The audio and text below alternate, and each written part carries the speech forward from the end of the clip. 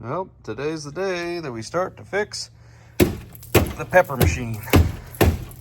Salt pepper shaker?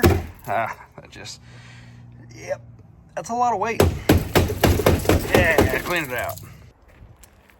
Well guys, welcome back to V-Belt & Son. This is the side of the channel that I work on old Dodge trucks. I've probably owned 20, 30 of these things. A lot of them second gens. You'd be surprised at how many third gens I've had. I picked this one up because it was a pretty good deal, and I relied on two things. Being the fact it's a California truck, I thought, means there's no rust typically, but turns out it's a New York truck, so it's got rust. And also was relying on the fact that it's got a Cummins in it, and those things are really hard to kill. But this one, well, it's got rust in the rockers, it's got rust in the oil pan. Seems everything else seems all right. I drove it a little bit before put a hole through the oil pan with pressure washer because it was so thin that even the light pressure with the oscillating nozzle put a hole right in it. So I got options right now. Either one, run it through the forestry side of V-Belt & Son, just put it through the chipper. Thought about it, but no. It's not going to be a donor truck because it still maintains a clean title, and there's actually good bones still left on this rig. So what we're going to do today is pull this thing inside the shop, and I'm just feeling like doing some metal work rather than, you know, sand it on the other rig. So I'm gonna grab this thing.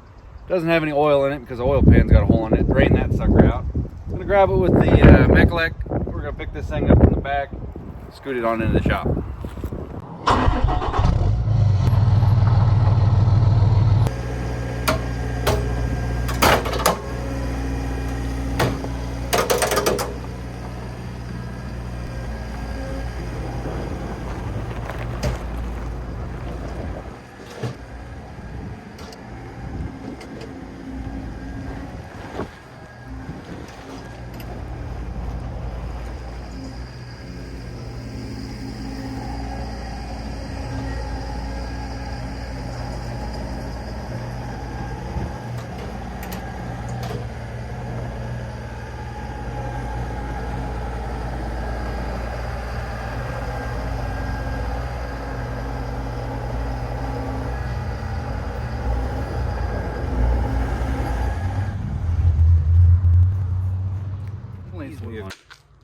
Now that she's in here nice and safe and sound, little hitch hang in there right there. Good job.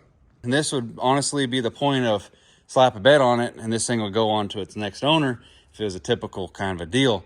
But yeah, we got the oil pan to deal with, so we can't fire it up, and we might have injectors to deal with, but we can't diagnose any further with the injector issue unless we got oil in it.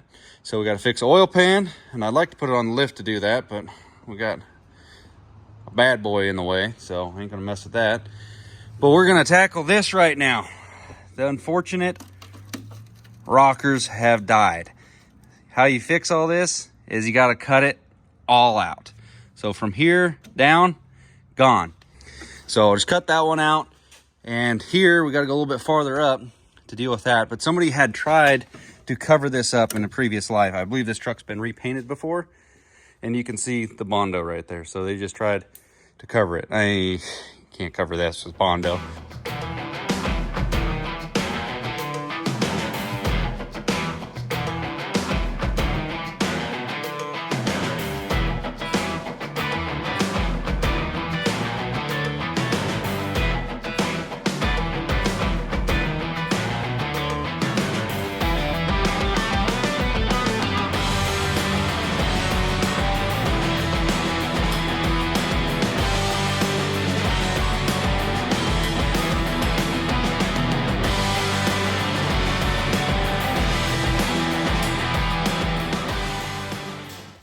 Well, it's the next day. I made mistakes. Initial mistake is I ordered rocker corner, cab corners for a regular cab. Look at they're slightly different, okay?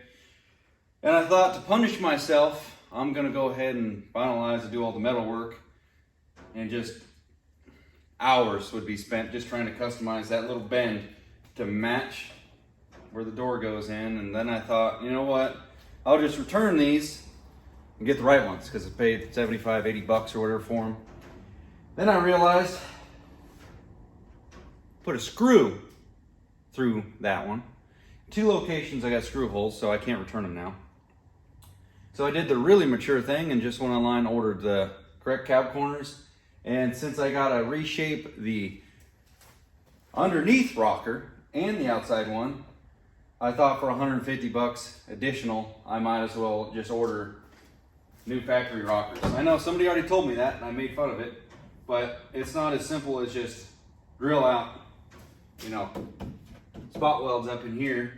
They actually, I mean, it's quite an ordeal to get that out of there. And I don't know where the seam line is, but I'm just gonna slap them up there, cut them where I need to it, and butt weld it. But until that shows up, a couple days, we have another fish to fry. We're gonna go ahead and change the oil pan because the other one's leaking. Same fate as the rockers. So I'm hoping I have oil pan gasket in stock because kits always come with them and I never change oil pan unless I'm doing, you know, full swap-a-roo. But check this out. This is actually a pretty nice pan. These new ones compared to like the 2nd gen, it's got a big old piece of flat bar on there so that you get equal pressure spread out through the whole rig rather than just that piece of sheet metal squeezing it right there and then having light bit. I mean, it worked, but this thing, like, it was funny. The guy said 87 bucks or make offer. So I offered him 85 because save $1, you save $1. Do that a couple times, you got lunch money. But he counter offered at 83 bucks, so I saved 4 bucks. Let's install this. This is gonna be a mofo. They say you gotta lift the engine up a little bit in these 3rd gens. Done this in 2nd gens, and I'm hoping I don't have to lift the engine because then I have to go outside, get the cherry picker. It's outside behind the parts truck. I gotta get a tractor involved. It's cold out there, okay? Let's not talking like vice grip, okay? I'm just talking. I'm excited. I want to work on the truck.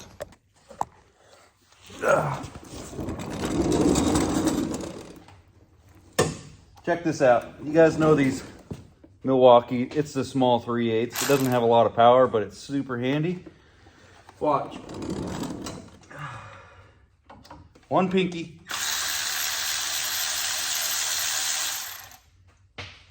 Now that's not a flex on how well the little Milwaukee is.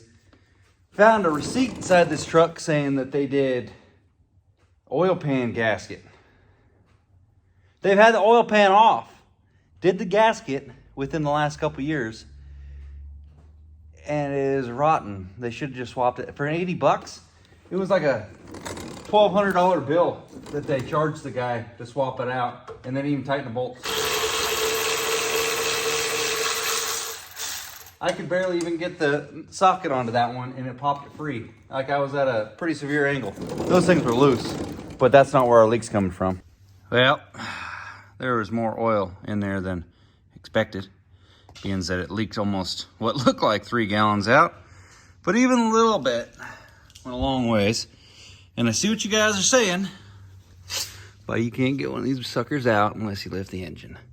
2nd gen gives you just enough room. You can get up in there, not much, but you can get up in there and get the pickup tube out of there.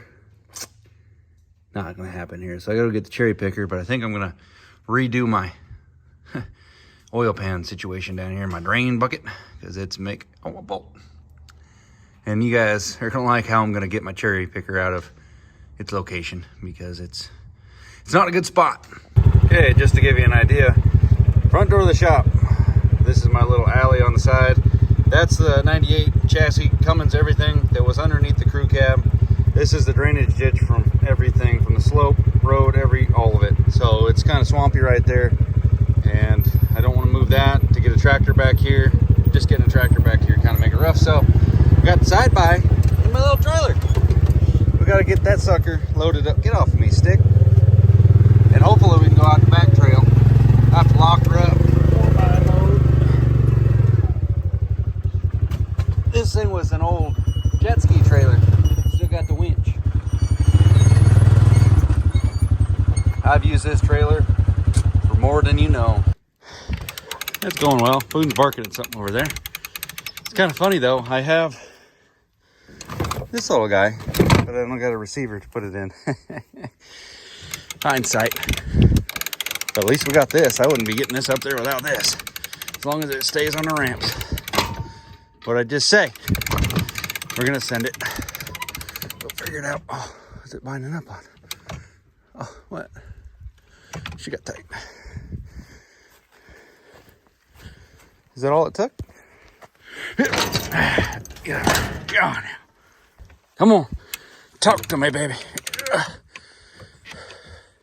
What's the problem here? Stand by. Oh, it's the bolt. Yep. We'll go 2-wheel drive in the back plus the one up front. I don't think we want to lock her up. Success. Oh, mama. Tree bush. I need to go that way, but I can't make that corner. Oh, come on, baby.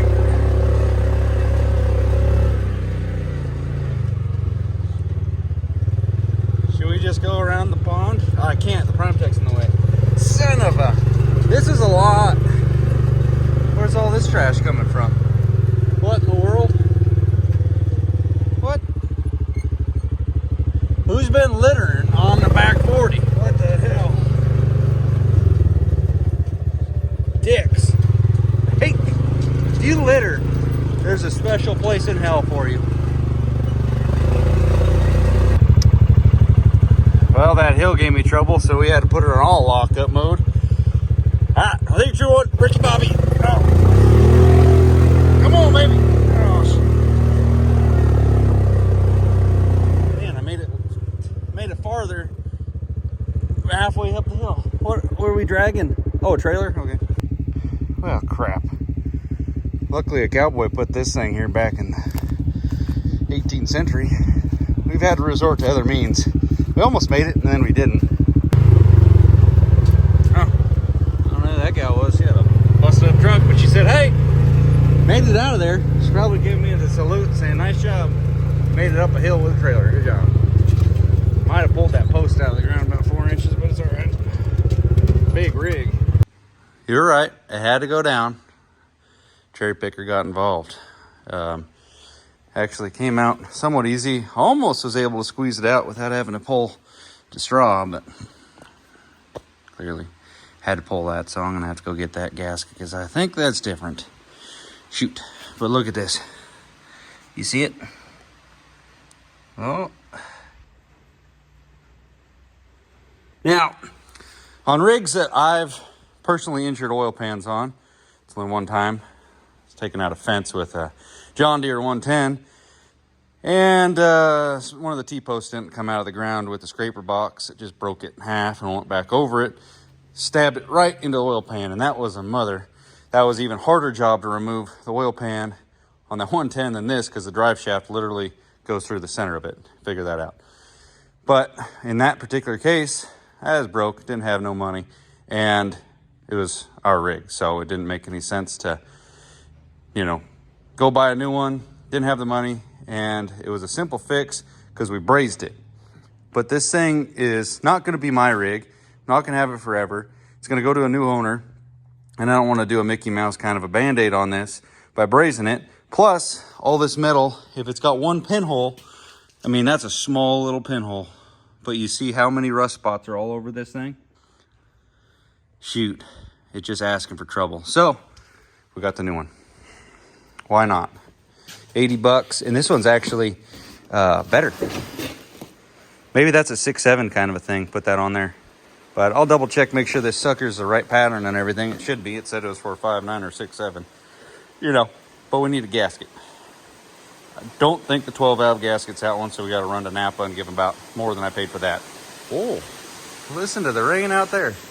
You see it? Just dumping.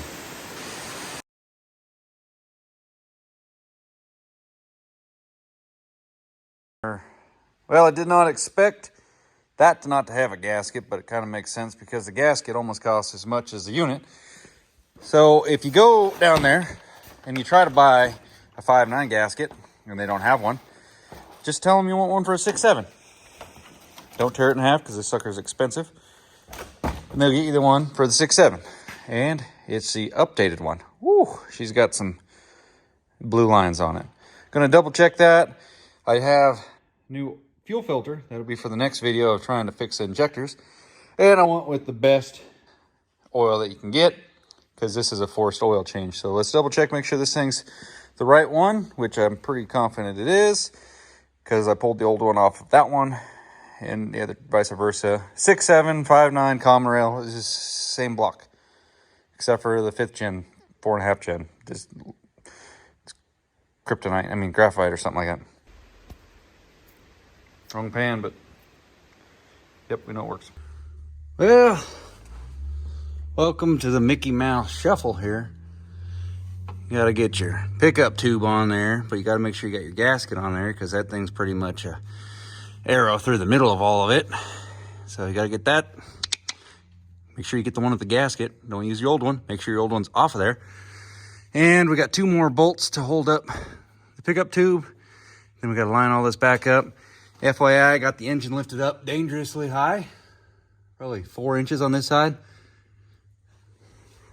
Well, that's not high enough that it's lifting up the whole unit. So just go and tell stuff up there.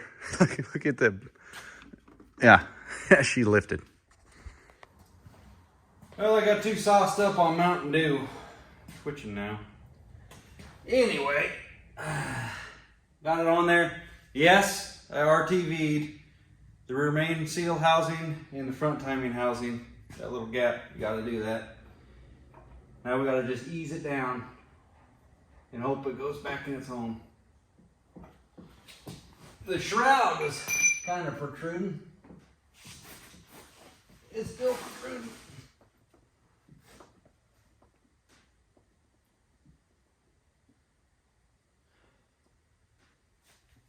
Might have to, what did I do with my pipe?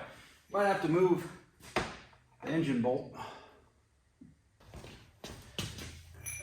Thought I was gonna forget that over there, didn't you?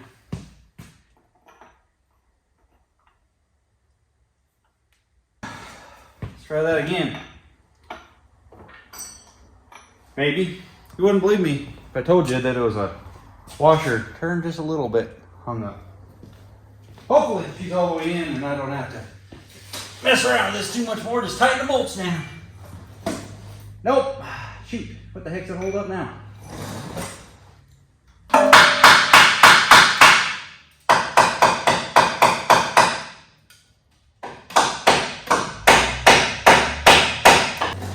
I've never seen such a thing. I'm going to spray it down. See if that helps.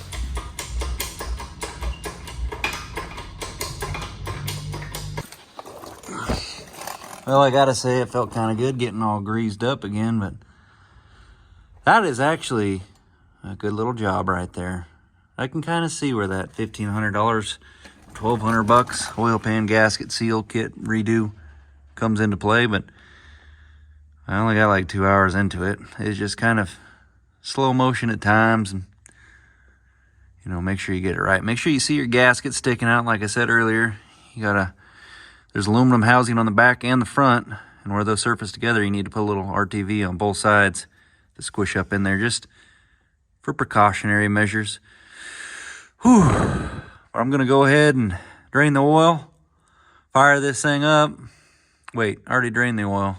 Maybe I gotta take the oil filter off. How about that? Put another one on, and then add some oil. How about that? Well, we don't want to drain it and then fire it up. Unfortunate, one little pinhole, but you never know. You could have more down the road.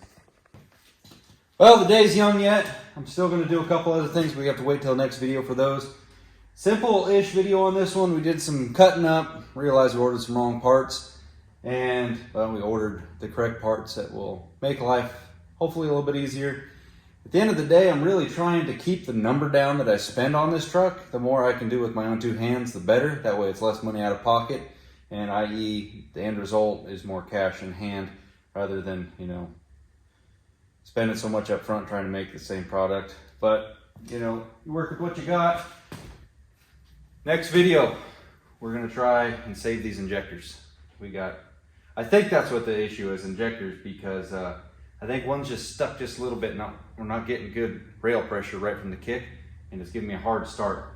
But I can't really figure anything out until I have it back running again. Now that we have oil, pan that will hold, we can actually run this thing and do some stuff, because every time that I go to do something with it, I end up shutting it off or something sets us back and we don't get to spend a little bit extra time checking the cross tube torque and checking stuff like that. Even, I mean, the injector kill test, they all sounded really close to the same, but you can hear in the throttle, when it comes off of it, it's got a skip.